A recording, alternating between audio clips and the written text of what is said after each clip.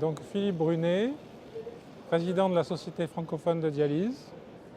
Les États généraux du Rhin ont particulièrement intéressé les membres de la Société francophone de dialyse, dans la mesure où ces États généraux du Rhin pointent un certain nombre de nouveautés qui sont très intéressantes pour les néphrologues qui s'occupent de l'insuffisance rénale au stade avancé.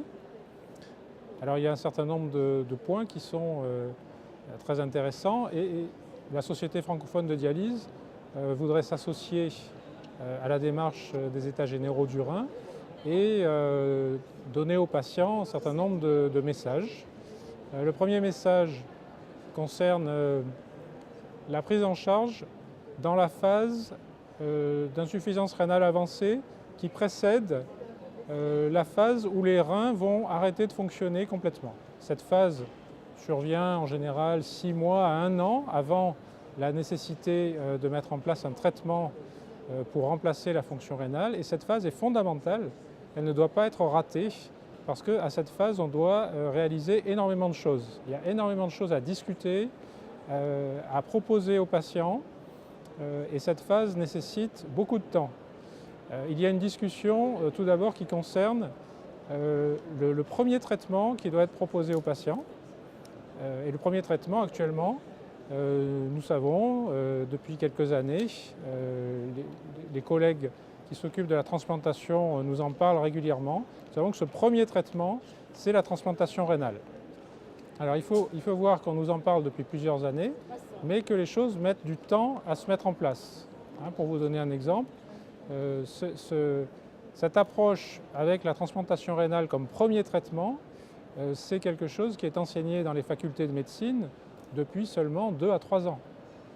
Donc c'est une petite révolution et comme toute révolution, il faut un certain temps pour qu'elle passe dans les habitudes générales.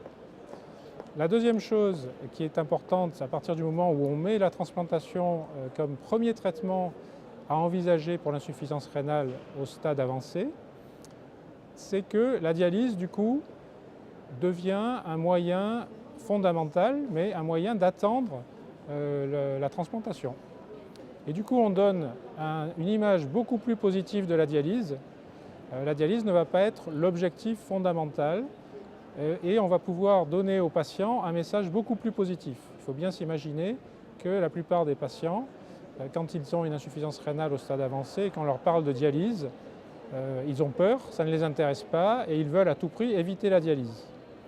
Eh bien, ce nouveau système de priorité permet de resituer la dialyse comme un moyen d'attendre éventuellement la transplantation, mais pas comme un but à réaliser et comme une étape nécessaire pour faire un bilan pré-greffe. Pendant des années, on a dû passer par la dialyse pour ensuite avoir son bilan pré-greffe. Aujourd'hui, ce n'est plus le cas. Aujourd'hui, on sait très bien qu'on peut faire le bilan pré-greffe avant de passer en dialyse et on peut même être transplanté avant de passer en dialyse. Donc ça, c'est un point fondamental. Un autre point fondamental qui doit être communiqué aux patients, c'est que si on doit passer en dialyse, à quel moment faut-il commencer la dialyse? Eh bien, on sait aujourd'hui que ce moment où il faut commencer la dialyse n'est plus défini par des chiffres. Voilà. Pendant des années, on a considéré que c'était des chiffres de créatinine, de filtration glomérulaire qui définissaient le moment de commencer la dialyse. On sait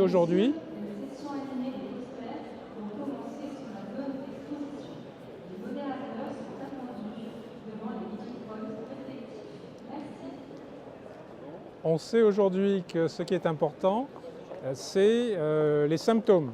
Voilà, les symptômes. Et donc, c'est lorsque le patient va présenter un certain nombre de symptômes qu'il va avoir besoin de la dialyse. Et donc, finalement, à partir du moment où on explique au patient quels symptômes il va ressentir lorsque les choses vont commencer à devenir dangereuses, eh bien, ça va être une possibilité pour lui de définir lui-même le moment où il va avoir besoin de la dialyse. Alors bien sûr, ça repose sur un dialogue, sur des consultations avec le néphrologue, mais le patient est responsabilisé, il est bien informé et à partir de là, il peut ressentir lui-même les symptômes qui vont conduire à débuter la dialyse. Voilà. Et puis alors le dernier point qui doit être souligné, et ça a été assez bien pointé par les États généraux du Rhin, c'est l'importance des différents traitements par dialyse. Il y a l'hémodialyse, mais il y a aussi la dialyse péritonéale, et on sait que la proposition de dialyse péritonéale n'est pas donnée de manière assez homogène sur l'ensemble du territoire. On sait qu'il y a des équipes qui, pour des raisons diverses, ont des difficultés à présenter la dialyse péritonéale. Bien, les dispositifs qui sont proposés par les États généraux du Rhin vont amener l'ensemble des équipes à une harmonisation des propositions, une harmonisation des traitements. Et je crois que c'est fondamental de donner la possibilité à tous les patients d'accéder à la dialyse péritonéale, qui est une technique magnifique qui permet aux patients une autonomie. Il peut être traité à son domicile, il peut être traité également lorsqu'il est en déplacement, en voyage. Et tout le monde a en tête cette expérience magnifique de M. Clémendo, qui, alors qu'il était en dialyse péritonéale, a fait le tour du monde dans un voilier. C'est une expérience merveilleuse. Et je crois qu'il faut donner cet exemple à tous les patients qui sont en train d'essayer de choisir entre la technique hémodialyse ou la technique dialyse péritonéale. Et je pense que le mouvement actuel, qui est un petit peu initié par les États généraux du Rhin, va aider l'ensemble des équipes à prendre conscience de l'importance d'une technique comme la dialyse péritonéale. Alors parfois, les néphrologues voudraient bien faire la dialyse péritonéale, mais il faut voir que leurs directions d'établissement sont réticentes, elles freinent. Et là, il n'est pas impossible que les États généraux du Rhin et toutes les conséquences qui vont en découler amènent à un petit peu inciter les directions d'établissement à donner les moyens suffisants pour la dialyse péritonéale et à développer cette technique et à la rendre disponible partout sur le territoire.